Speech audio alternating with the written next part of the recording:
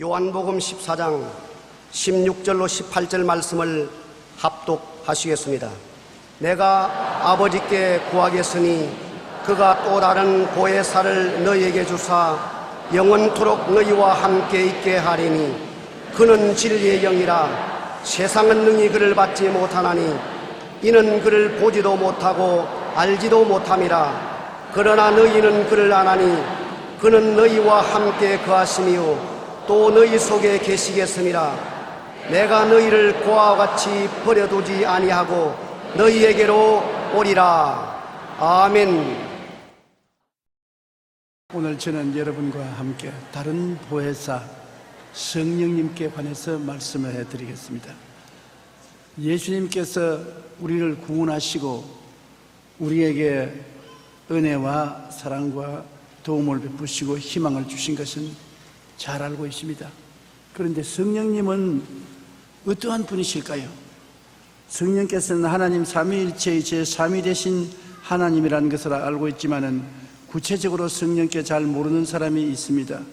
첫째로 신약 성경에 나타나신 성령을 여러분과 함께 알아보고자 하는 것입니다. 아버지께서 보내신 다른 보혜사라고 예수님께서 성령을 소개했습니다. 요한복음 14장 16절로 18절에 내가 아버지께 구하겠으니 그가 또 다른 보혜사를 너희에게 주사 영원토록 너희와 함께 있게 하시리니 그는 진리의 영이라. 세상은 능히 그를 받지 못하나니 이는 그를 보지도 못하고 알지도 못함이라. 그러나 너희는 그를 아나니 그는 너희와 함께 거하심이요 또 너희 속에 계시겠음이라. 내가 너희를 고아와 같이 버려두지 아니하고 너희에게로 오리라. 주님이 세상을 떠나실 때 마지막 남긴 말씀이 것입니다. 제자들이 예수님이 떠남으로 근심이 꽉 들어찼을 때 주님께서 그 위로의 말씀으로 하신 말씀 중에 내가 아버지께 구하겠으니 또 다른 보혜사를 보내주겠다. 그 말은 나는 처음 보혜사인데 또 다른 보혜사를 너에게 보내주겠다. 절대로 너희를 고아와 같이 버려두지 않고 내가 다른 보혜사를 통해서 너에게 다시 오겠다. 그리고 그 보혜사, 다른 보혜사는 너희와 함께 거하시고 너희 속에 계시겠다. 어떤 자매님이 신앙상담을 와서 제게 말씀하기를 목사님 기도를 하면 내 깊은 속에서 음성이 들려오는데 이게 뭡니까? 우리는 서로 이야기하면 바깥에서 이야기하는데 목사님 이야기하셔도 바깥에서 이야기하고 귀로 듣는데 무슨 음성이 깊은 내 속에서 말씀을 하시는데 그게 무슨 말씀입니까? 내가 골반암을 앓고 있었는데 병원에서는 다리를 잘라야 된다고 말을 하는데 하나님께 기도를 하고 도와달라고 하니까 깊은 영혼의 속에서 너희 골반은 암에서 나았다.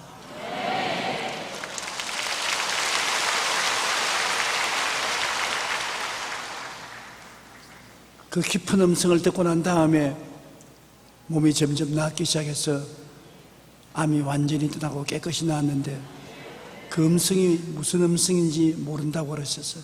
그게 바로 성령님의 음성입니다. 성령은 우리와 함께 거하시며 우리 속에, 영혼 속에 와서 거하시는 것입니다. 여러분 마음보다 더 깊은 곳이 영입니다. 영 속에 거하시는 분이 성령인 것입니다. 이분은 예수님과 똑같은 하나님이신 것입니다. 예수님께서 다른 보혜사라고 말할 때 헬라어로서는 다르다는 말이 두 다른 단어가 있습니다. 하나는 알로스라는 말이고 하나는 헤테로스라는 말인데 주님께서 다른 보혜사라고 말씀하실 때 알로스 파라클레토스라고 하셨습니다. 그 알로스란 뭐냐? 똑같은 둘 중에 하나를 알로스라고 말합니다. 이것은 첫째 거고 이건 둘째 건데 둘이 똑같다. 바꾸고 치어놔도 같고 돌려도 같고 그때는 알로스를 씁니다. 그런데 영 다른 것은 너와 나와는 영 다르다. 남자와 여자가 다르고 하늘과 땅이 다른 것처럼 영 다른 것은 헤테로스라고 말하는 것입니다. 영 다르다. 그런데 예수님께서 내가 너에게 헤테로스 파라클레토스를 보내겠다고 했으면 아이고 절대 아닙니다. 우리는 다른 보혜사인 영 다른 사람 보혜사를 보내니까 모릅니다 하지만 알로스 파라클레토스를 보냈다 했으니 알로스는 나와 똑같은 분이다. 나와 바꿔쳐놔도 내가 건지 그가 낸지 분별 못할 정도로 똑같은 보혜사를 보낸다. 그러므로 보혜사 성령이 오셨기 때문에 그를 통해서 예수님은 나타나시는 것입니다. 보혜사란 말은 영어로는 카운셀라고 헬라어로는 파라클레토스인데 그 의미는 뭐냐면 하나님께로부터 보내심을 받아 우리를 돕기 위해서 항상 함께 계시니라는 것입니다. 그냥 하루 이틀 돕는 것이 아니라 예수 믿는 그날부터 천당 가는 날까지 항상 우리 곁에 있어서 도와주시는 분을 파라클레토스라고 말합니다. 보혜사의 역할은 제일 먼저가 돕는 자이고 우리를 도와주셔서 봉사와 전도의 능력을 갖게 하는 것이고 그 다음이 교사, 가르치는 역사를 하시고 깨닫게 하시고 그 다음은 위로자, 기쁨, 평안, 용기를 주고 위로해 주시는 역사를 하는 분이고 그 다음은 대언자, 우리를 대신해서 하나님께 간절히 기도해 주는 하나님이시고 그 다음에는 상담자, 문제 해결을 해 주시는 지혜를 주시는 하나님이신 것입니다. 그러므로 보혜사가 오셔서 우리가 보혜사에 의지하면 도와주시고 가르쳐 주시고 위로해 주시고 기도해 주시고 우리에게 상담해 주시는 하나님이신 것입니다. 이 보혜사 성령은 인격적인 하나님인 것입니다. 여러분과 저같이 꼭 인격을 가지고 계세요. 지식과 감정과 의지를 가지고 있는 것입니다. 성경에는 보혜사 성령께서는 지식을 가지고 있다는 것을 고린도전서 2장 10절에 성령은 모든 것 곧 하나님의 깊은 것이라도 통달하신다. 하나님 사정을 환히 아신다. 하나님이시니까 하나님 사정을 확 알 수밖에 없죠. 감정은 에베소 4장 30절에 하나님의 성령을 근심하게 하지 마라. 감정이 있으니까 희노애락이 있지 않습니까? 근심을 하는 것은 감정이 있기 때문에 그런 것입니다. 그리고 의지가 있는 것은 고린도전서 12장 11절에 이 모든 일은 같은 한 성령이 행하사 그의 뜻대로 각 사람에게 나누어 주시니라. 성령님 뜻대로, 우리 뜻대로 아니라 성령님 뜻대로 하시는 것입니다. 바울을 택해서 선교사로 보낼 때에도 안디옥 교회에서 바울과 바나바를 내가 시키는 일을 위해서 택하라 했습니다. 주님이 택해서 세우시는 것입니다. 의지를 가지고 계신 것입니다. 지식과 감정과 의지를 가지면 몸이 있든지 없든지 인격자인 것입니다. 우리는 인격이라고 말하면 사지백체를 가진 육체를 가져야 인격인 줄 아는데 그렇지 않습니다. 지식과 감정과 의지를 가지고 있으면 육체가 없어도 인격자인 것입니다. 성령은 인격을 가지고 계시므로 성령을 기계처럼 대접하면 안 됩니다. 물체로 대접하면 안 됩니다. 인격이 없는 동물처럼 대접하면 안 됩니다. 고상한 인격을 가진 성령님이시기 때문에 성령님을 인정하고 환영하고 모셔드리고 의지해야 되는 것입니다. 손님이 오면 손님을 귀하게 대접하지 않습니까? 아주 고귀한 손님은 아주 고귀하게 대접을 합니다. 중간쯤 되는 사람은 중간쯤, 친구는 야자하고 하지만은 그러나 사람은 인격자이기 때문에 인정을 해야 되고 환영을 해야 되고 모셔드려야 되고 또 필요하면 도움을 청해야 되는 것입니다. 그러므로 성령께서 아무리 우리와 같이 계시도 우리가 무시해버리면 성령은 우리를 위해서 일하실 수가 없습니다. 성령은 소멸되고 마는 것입니다. 그러나 무시하지 말고 항상 성령님 인정합니다, 환영합니다, 모시드립니다, 의지합니다, 도와주시옵소서. 그러면 성령님이 도움을 베푸시는 것입니다. 저는 항상 습관적으로 하나님 사업을 하러 나갈 때 성령님 함께 갑시다, 꼭 그 말을 합니다. Dear Holy Spirit, let's go. 함께 갑시다. 성령님 도와주시옵소서. 성령님 기름 부어 주시옵소서. 성령이 오시면 완전히 달라지는 것입니다. 강단에 서서 말씀할 때와 자리에 돌아가서 앉을 때 완전히 달라집니다. 자리에 앉을 때는 완전히 인간적인 조용기입니다. 내가 봐도 힘도 없고 약하고 몸도 허약하고, 그런데 강단에 서면 성령께서 쫙 오시면 완전히 다른 사람이 되는 것입니다.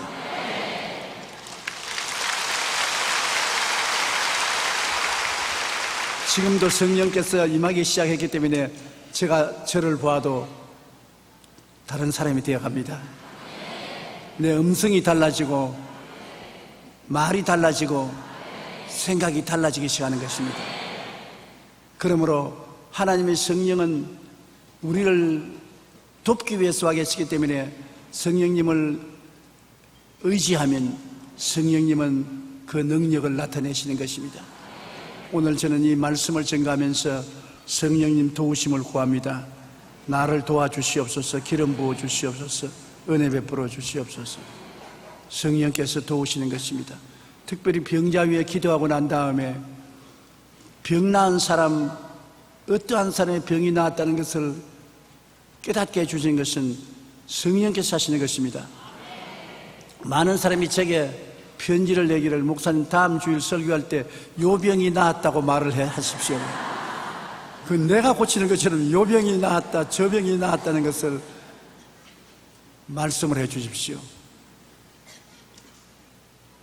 그 병 나은 것을 말하는 것은 그때 성령께서 레마를 주셔서 말씀하게 하고, 또 그 왜 말씀하는 것이 필요하냐면 성도들이 마음에 믿음이 있어도 막연한 믿음인데 말씀을 들으면 그것을 접촉점으로 해서 믿음을 놓아버리는 것입니다. 풀어놓는 것입니다. 그 기적이 일어나지요. 믿음을 늘 가지고 있지만은 그러나 그것을 풀어놓지 못합니다. 그런데 딱 심장병이 나았다. 나보고 하는 말이다. 믿습니다. 믿음을 풀어놓거든요. 그러므로 말을 하는 것은 참 중요합니다. 근데 말하기 전에 성령님께 부탁하고 기도해야지 자기 마음대로 말했다가는 큰일 나죠. 그렇기 때문에 성령님 도와주시옵소서. 말씀하여 주시옵소서. 깨닫게 해 주시옵소서. 성령님과 함께 목회를 해야 도움을 베풀 수가 있는 것입니다. 성경에는 성령님을 바람이나 생수나 비둘기나 불이나 기름으로 비유를 하고 있는데, 그렇기 때문에 비인격적으로 생각할 때가 많습니다. 성경은 이런 비유를 쓰는 것은 성령의 성격을 우리에게 잘 깨닫게 하기 위해서 현실적인 사물을 가지고 비유를 하고 있는 것입니다. 성령은 바람같이 와서 계신다. 바람이 임의로 불면 어디에서 와서 어디로 가는지 모르잖아요. 바람은 또 다른 말로 말하면 공기인데, 여러분, 공기가 우리와 같이 있는 것을 우리가 모를 때가 많습니다. 그러나 공기가 없으면 숨 쉬지 못하고 죽지 않아요. 한번 숨 한번 쉬어볼까요? 하나, 둘, 셋. 숨 쉬었죠. 바로 그 바람이 성령을 표시하는 것입니다. 성령을 푸뉴마토스라고 말합니다. 푸뉴마토스는 바람입니다. 그러므로 성령은 구만리 장천 멀리 계신 이도 아니시고 저 태평양 건너 계신 분도 아니시고 바람이 와 있는 것처럼 우리와 같이 있는 것입니다. 그러므로 성령을 막을 수가 없어요. 휴전선도 성령을 막을 수가 없습니다. 우리가 기도하면 기도의 능력이 북한으로 들어가서 북한의 사람들 마음속에 운행하게 하는 것, 군대로도 막을 수가 없습니다. 바람 같은 성령. 그러므로 성령을 바람으로 표시했습니다. 바람이 임의로 불면 내가 그 소리를 들어도 어디서 와서 어디로 가는지 알지 못하느니 성령으로 난 사람도 다 그러하다고 말한 것입니다. 그 다음 성령을 생수로 표현했습니다. 요한복음 7장 38절로 39절에 나를 믿는 자는 성경의 이름과 같이 그 배에서 생수의 강이 흘러나오리라 하시니 이는 그를 믿는 자들이 받을 성령을 가리켜 말씀하신 것이라. 여름철 아주 목마른 날에 찬 냉수 한 컵 마시면 속이 시원합니다. 마음이 답답하고 혼돈할 때, 화가 날 때 생수 한 컵 마시면 마음이 가라앉아요. 기침이 나고 목이 칼칼할 때도 물 한 잔 마시면 시원해지는 것입니다. 성령은 우리에게 오셔서 우리의 답답한 마음, 복잡한 마음, 어두운 마음을 시원하게 만들어 주시는 역할을 하기 때문에 생수로 비유한 것입니다. 아무리 환경이 어렵고 압력을 받고 고통을 당해도 성령의 생수를 마시면 성령이 우리 마음을 상쾌하게 해서 우리 속에서 이기게 만들어 주시는 것입니다. 그러므로 성령님을 인정하고 환영하고 모시드리는 것이 그처럼 중요한 것입니다. 성령을 또 비둘기같이 표현했습니다. 요한복음 1장 32절에 요한이 또 증언하여 이르시되 내가 보매 성령이 비둘기같이 하늘로부터 내려와서 그 위에 머물렀더라. 비둘기라고 말하면 여러분 어떤 이미지가 생깁니까? 부드럽고 온유하다. 매라고 말하면 어떻게 이미지를 가집니까? 싸납다. 다른 날짐승을 잡아 죽인다. 그렇게 생각하지만 비둘기는 죽이는 것과 상관이 없습니다. 아주 온유하고 부드러움을 느끼는 것입니다. 성령이 오시면 마음속에 부드러움을 갖다 주는 것입니다. 이해와 동정과 사랑을 갖다 주는 것이지 미워하고 분노하고 질투하고 죽이는 일을 하지 않습니다. 사람이 말로서 이웃을 죽이는 일이 많지 않습니까? 성령이 역사할 때 그렇게 하지 않고 마귀가 오면 그렇게 하는 것입니다. 그렇기 때문에 성령을 비둘기로 표시한 것입니다. 또 마태복음 3장 11절에는 불로 표현했습니다. 그는 성령과 불로 너희에게 침례를 베풀 것이요. 침례라는 것은 푹 잠기는 것을 말하는데 성령의 불에 잠긴다는 것은 세속을 태운다는 것입니다. 죄와 마귀와 세상을 태워서 깨끗하게 만든다. 소독 중에 제일 좋은 소독이 불로 태우는 것 아닙니까? 그러므로 불로 태워서 우리의 마음을 정결하게 하시고 또 새로운 물건을 만들 때 모두 다 불로서 녹여서 새로운 물건을 만들지 불이 없이는 새로운 제품을 만들지 못합니다. 성령의 불이 와서 우리를 새로운 하늘나라 제품으로 만들어주는 것입니다. 누구든지 그리스도 안에 있으면 새로운 피조물이라 이전 것은 지나갔으니 보라 새 것이 되었도다. 성령의 불이 와서 우리를 새롭게 만들어주는 것입니다. 우리 마음이 뜨거워지고 우리 마음이 변화되는 것입니다. 우리의 힘과 능으로 안 됩니다. 변화는 성령의 능력으로 오는 것입니다. 그 다음에는 성령을 기름 부으심으로 표현했습니다. 요한 1서 2장 27절에 너희는 주께 받은 바 기름 부음이 너희 안에 거하나니 아무도 너희를 가르칠 필요가 없고 오직 그의 기름 부음이 모든 것을 너희에게 가르치며. 기름 부음이라는 것은 옛날에 성경에 보면 하나님께서 기름을 부어서 선택을 하신 것입니다. 보통 사람에게도 기름 부어서 왕으로 만드시고 또 기름 부어서 선지자로 만드시고 하나님이 특별히 사용하는 사람은 기름을 부어서 선택하는 것입니다. 성령이 기름 부으셨다는 것은 하나님의 택하심을 말하는 것입니다. 성령이 기름 부으셔서 여러분을 하나님의 특별한 백성으로 택하신 것입니다.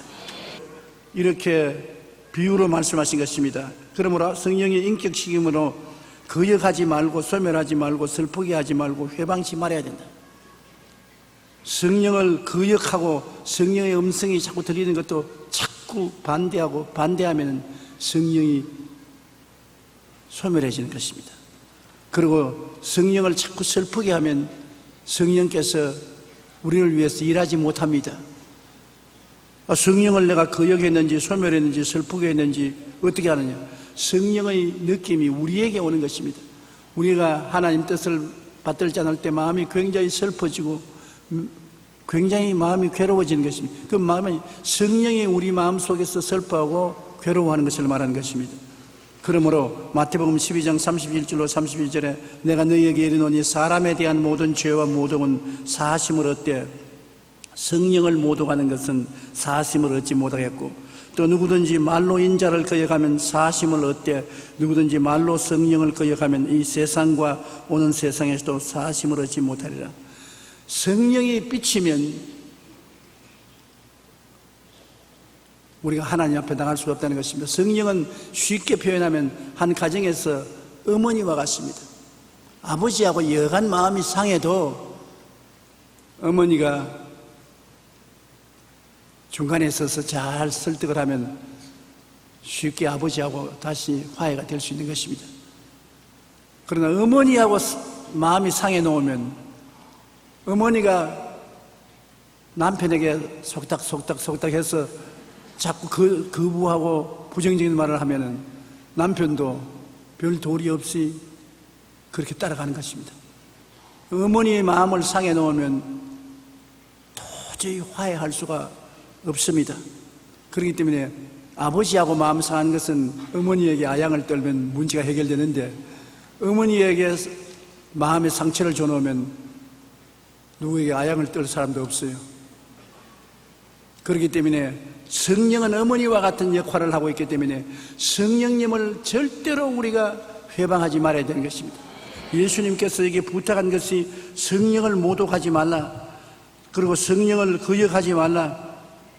이 세상에 사함을 받지 못하면 영원히 사함 못한 고통을 당할 수도 있다는 것입니다. 그렇기 때문에 성령님과 우리는 좋은 관계를 맺도록 노력을 해야 되는 것입니다. 둘째로 우리는 성령님이 무엇을 직접적으로 하시는지 알아봐야 되는 것입니다. 성령이 하시는 가장 주된 일은 회개시키는 일인 것입니다. 여러분, 아무리 회개하려 해도 마음이 움직이지 않으면 회개가 안 돼요. 그러나 마음이 성령으로 역사하면 회개가 되어요.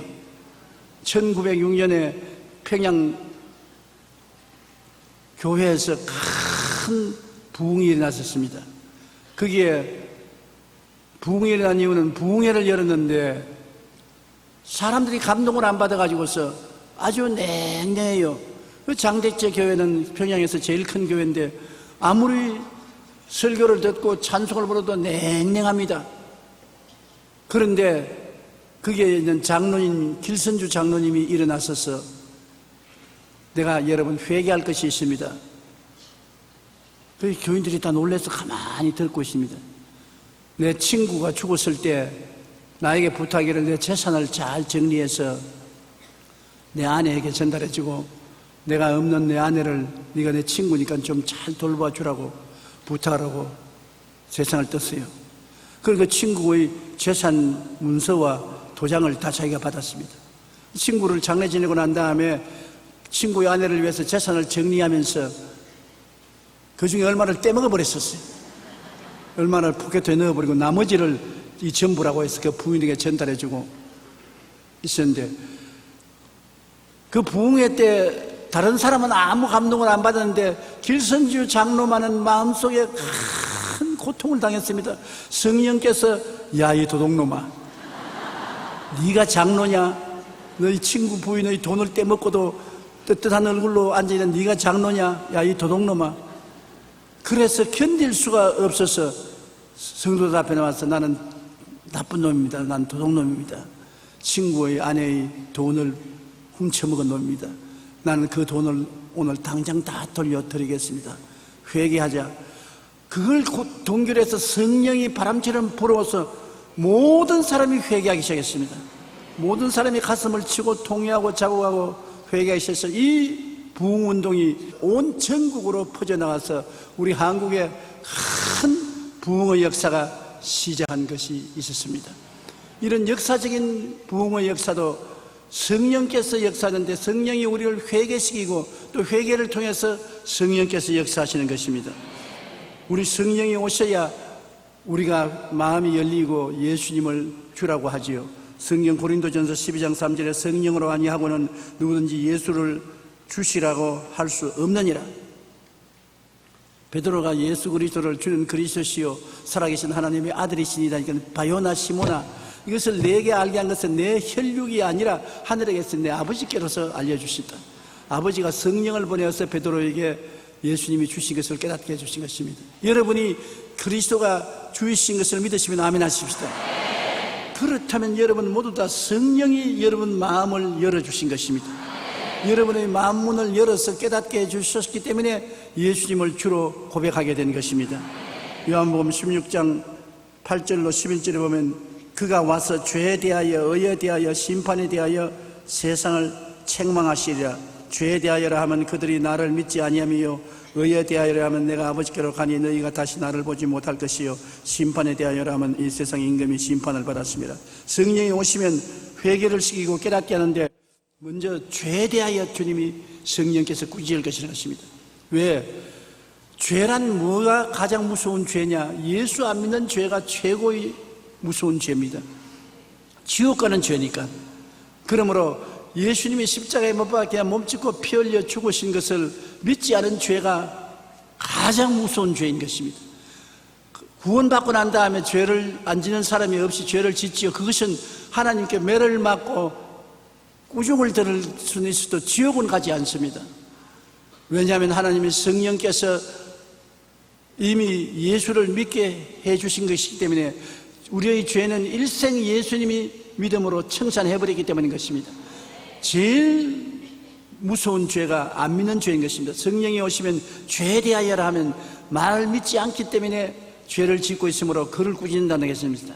그다음에 의에 대하여라 하면 내가 아버지께로 가미라. 사람들은 예수님이 정말로 하나님 아들이냐, 정말 하나님이 보내신 분이냐 의심을 많이 가지고 있는 것입니다. 의라는 것은 죄가 한 번도 안 지은 상태를 말하고, 의라는 것은 하나님 앞에 부끄럼 없이 설 수 있는 자격을 말하는데, 정말 예수님은 의인이냐, 정말 하나님의 아들이냐 의심하는 사람이 많은데, 예수님이 죽었다가 부활하셔서 아버지께로 감으로 의심할 수 없이 예수님은 하나님의 아들이요 죄가 없는 의인인 것을 표시하여 주신 것입니다. 그리고 예수님이 부활해서 승천함으로 우리의 죄를 짊어지고 무덤에 들어갔으나 죄를 다 청산해버리기 때문에 부활해서 승천한 것입니다. 죄를 다 못 갚았으면 아직도 주님이 지옥에 갇혀 있어야 되는 것입니다. 죄를 다 갚았기 때문에 옥에서 나와서 주님께서 하늘나라에 가셨으므로 완전한 구주가 되신 것을 표시하는 것입니다. 이것을 성령께서 증거한다는 것입니다. 예수님만이 하나님의 아들이요 참 의인이요 우리를 영원히 죄에서 구속하신 분이라는 것을 증거하는 것입니다. 그 다음 성령이 우리에게 깨닫게 하는 것은 이 세상 임금이 심판받았다. 마귀가 이미 심판받았다.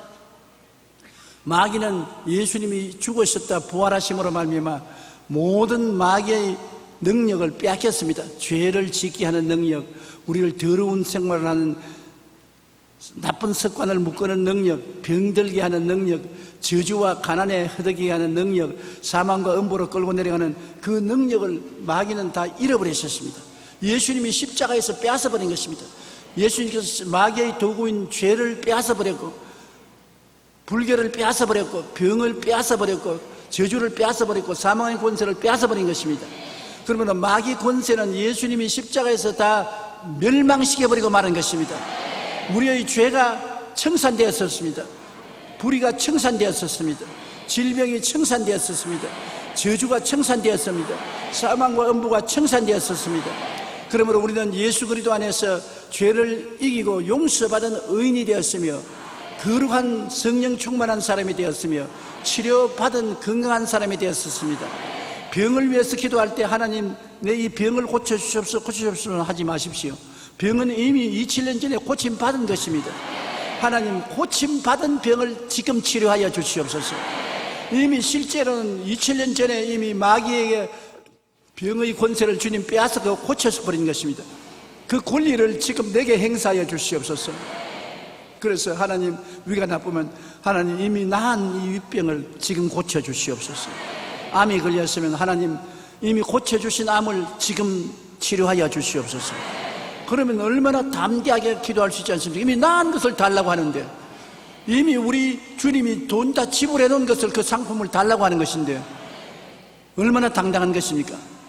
그리고 우리의 모든 저주는 예수님이 이미 다 청산해버렸었습니다. 가난도 청산해버린 것입니다. 2000년 전에 청산해버리고 아브라함의 복을 허락해 주신 것입니다. 사망과 음부도 주님이 2000년 전에 멸한 것입니다. 사망아 너희 쏘는 것이 어디 있느냐, 사망아 너희 이기는 것이 어디 있냐고 바울은 말하는 것입니다. 우리에게 믿음으로 영생복락을 주신 것입니다. 그러므로 이 세상 임금이 심판을 받았습니다.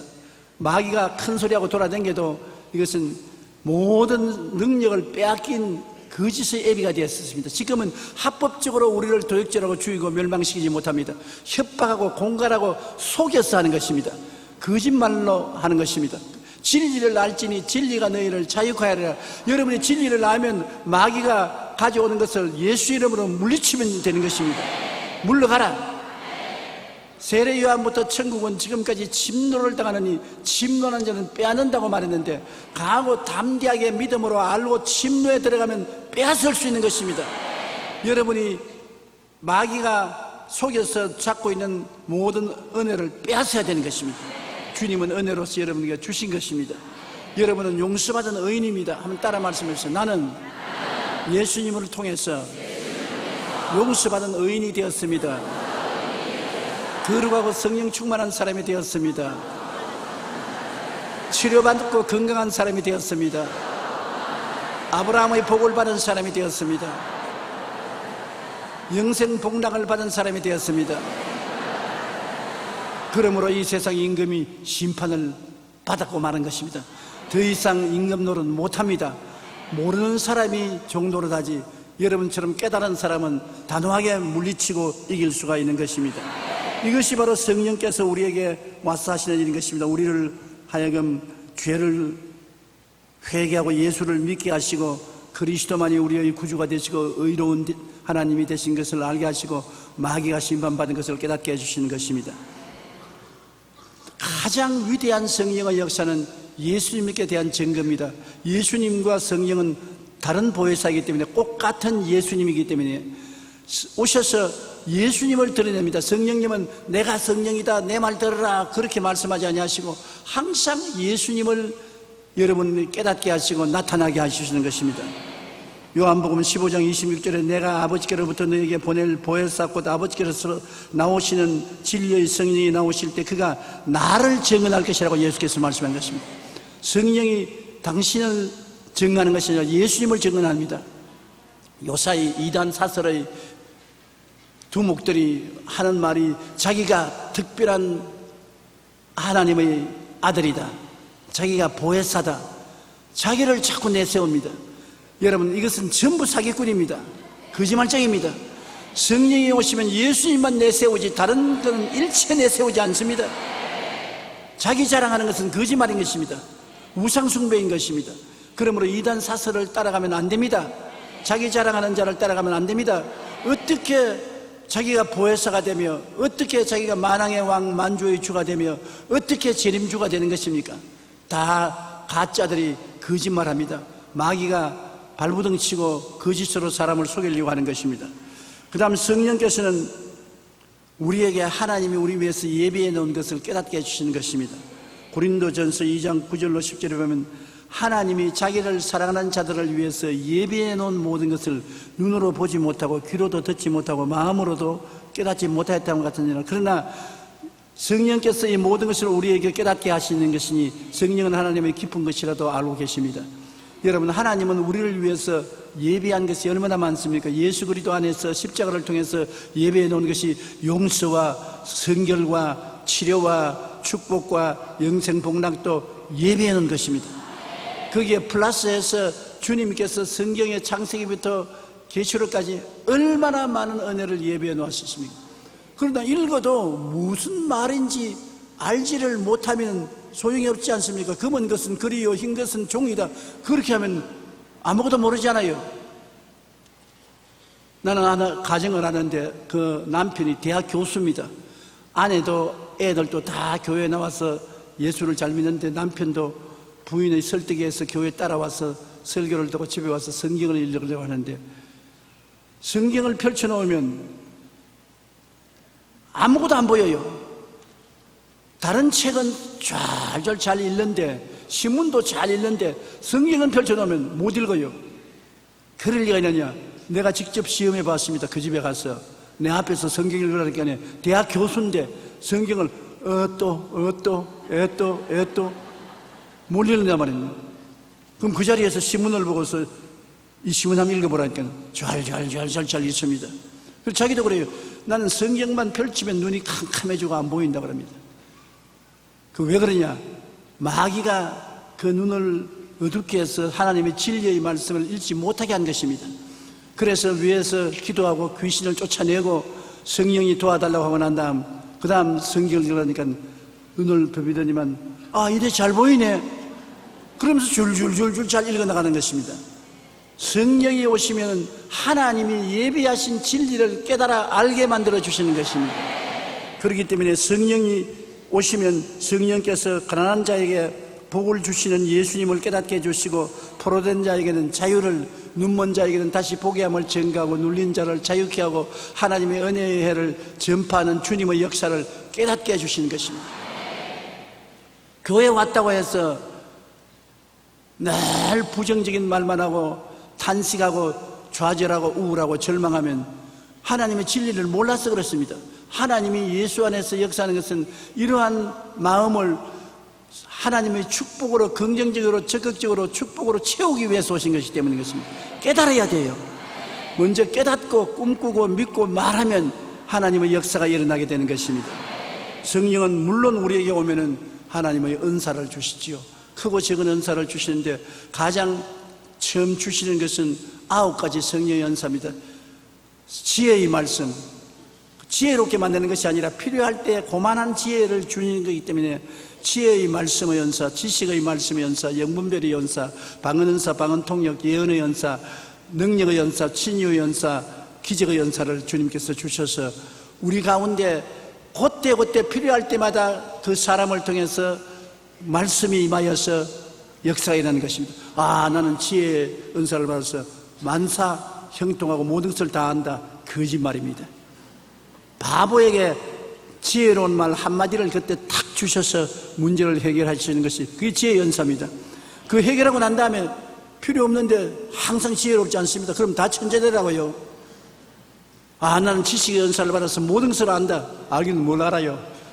자기 자신도 모르면서. 그러나 꼭 내가 필요할 때 지식의 연사가 합니다. 예를 들면 병 나은 사람, 오늘 폐병이 나왔다, 암이 나왔다, 젤름바리가 나왔다. 그때 그 사항을 깨닫게 해주셔서 그걸 써먹고 나면 그 다음 다른 건 모릅니다. 말씀을, 지혜의 필요한 그 말씀, 지식의 말씀, 영분별의 말씀을 주시는 것입니다. 그러므로 하나님의 성령의 은사를 주어서 하늘나라의 역사가 일어나게 해달라고 우리가 늘 간구해야 될 것입니다. 은사가 나타났다고 해서 그 사람이 은사를 소유한 것은 아닙니다. 필요할 때 하나님이 그 은사를 주셔서 그 사람을 통해서 사용하는 것입니다. 그리고 성령의 열매는 사랑과 희락과 화평과 오래 참음과 자비와 양성과 충성과 온유와 절제. 얼마나 좋은 은사입니까? 이 은사는 우리가 사람 힘으로 흉내를 내지 못합니다. 성령이 오셔서 우리 마음속에 열매를 맺게 해 주셔야 되는 것입니다. 그러므로 하나님 성령께 간구해서 우리가 열매 맺도록 구해야 되는 것입니다. 사랑도 내 마음대로 됩니까? 기뻐하는 것도 내 마음도 안 되는데 화평한 마음이 어떻게 내 마음이 되니까?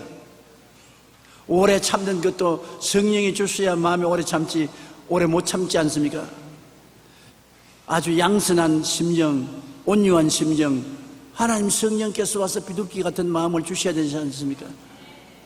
그러므로 성령께서 오셔서 우리와 같이 계시면 우리에게 이러한 인격적인 변화가 다가오는 것입니다.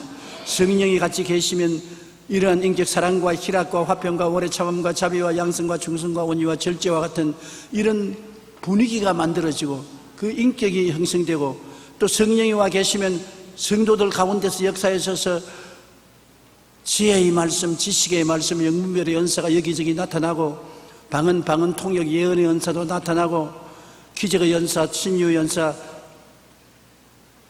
능력의 연사가 나타나서 아, 하나님이 우리 가운데 계시구나.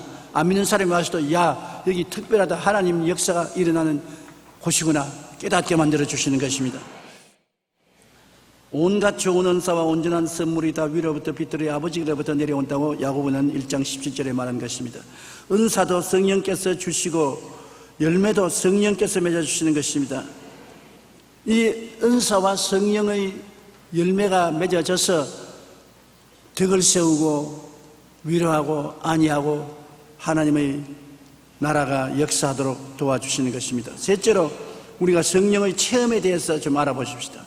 성령은 어떠한 단계로 체험해졌냐?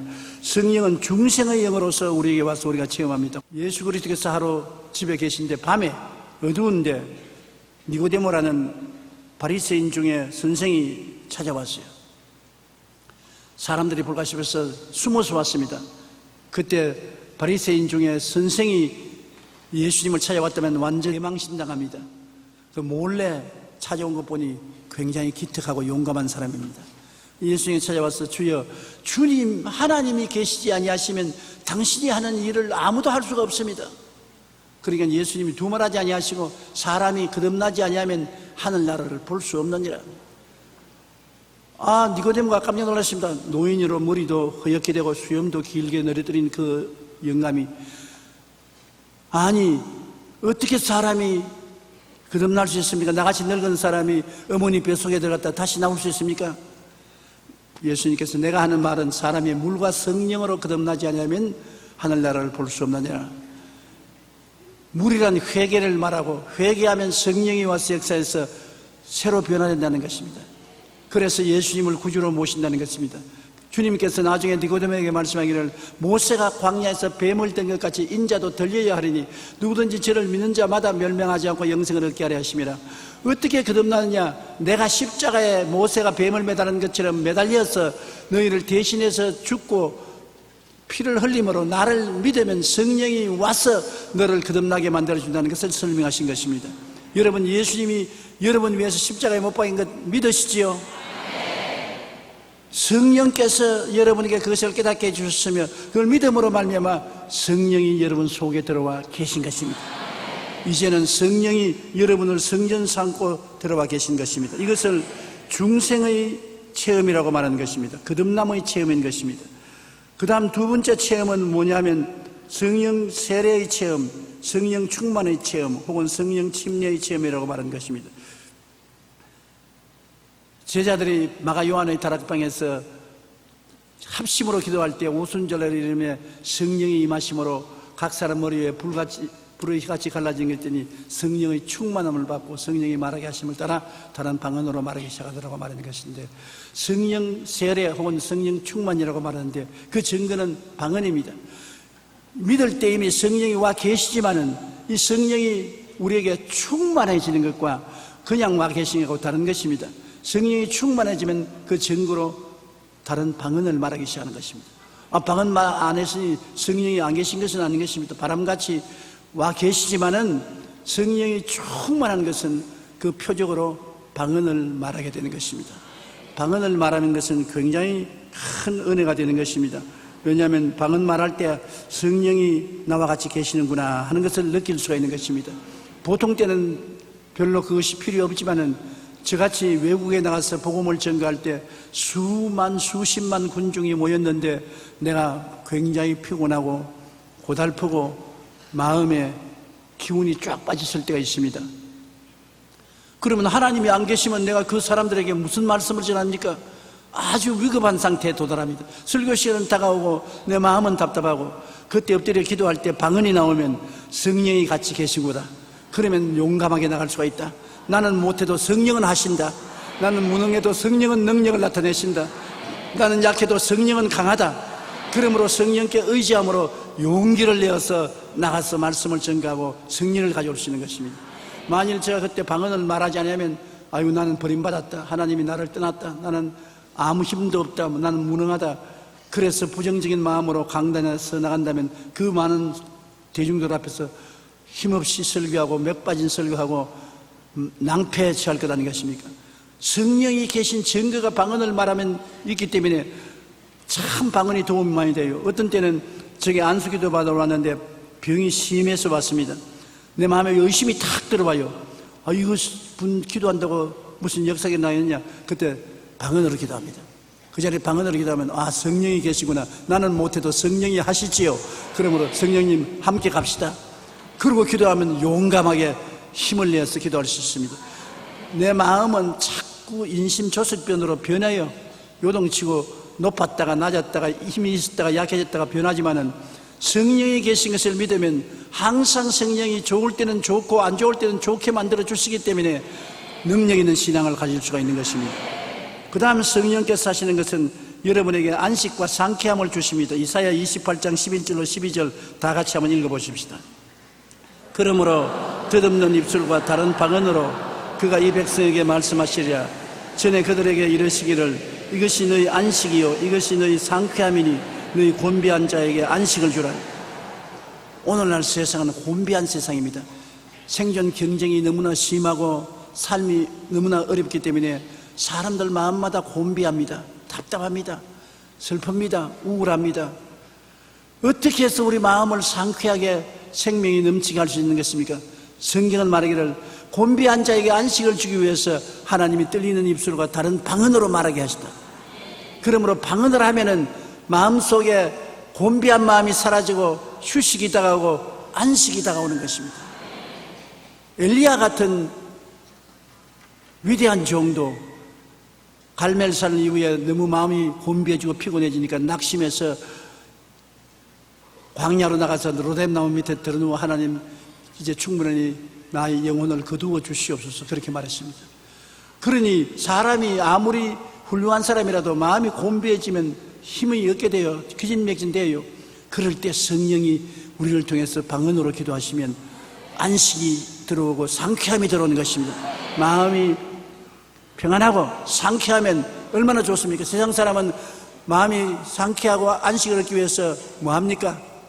한 잔 들이키잖아요.